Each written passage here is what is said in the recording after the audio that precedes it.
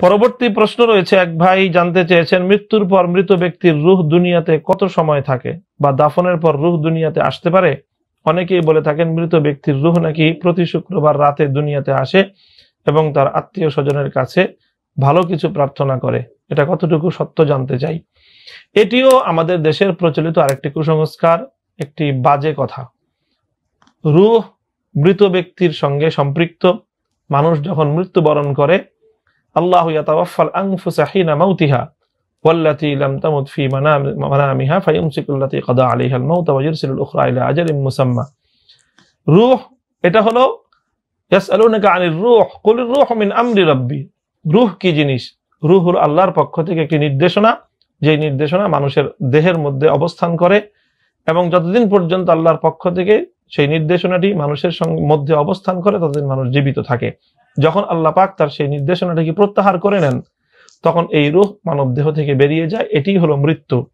মানব দেহ থেকে রূহটি যখন বেরিয়ে যায়, তখন সেই রূহটি চলে যায় বরজখের জগৎ বা রূহের জগতে।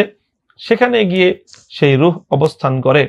আর মানুষের দেহ এটি দুনিয়াতে পড়ে থাকে, অথবা এটিকে কবরস্থ করা হয়।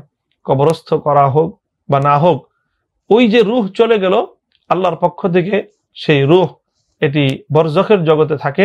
বরজখের জগৎটি কেমন সেটি একমাত্র আল্লাহই জানেন। সেটি আমাদের দৃশ্যমান কোনো জগৎ নয়। সেই জগতে মানুষের রূহ থাকে।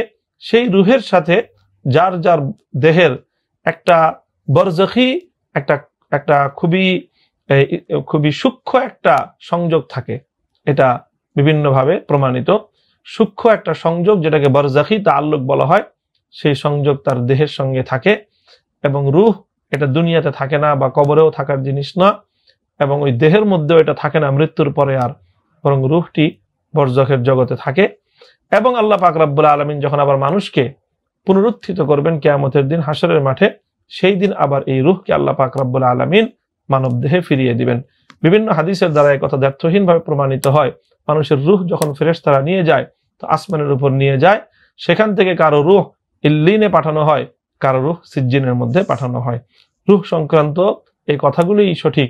এবং সমাজে প্রচলিত ভ্রান্ত যে বিশ্বাস এবং যে এই কথাগুলো আমাদের মধ্যে প্রচলিত রয়েছে, সেগুলোকে বিশ্বাস করা এটি ক্ষতিকর ইমানের জন্য। এবং এটি অত্যন্ত বাজে কিছু কথা প্রচলিত রয়েছে, এগুলো থেকে নিজেদেরকে মুক্ত রাখা প্রত্যেক মুমিনের জন্য কর্তব্য।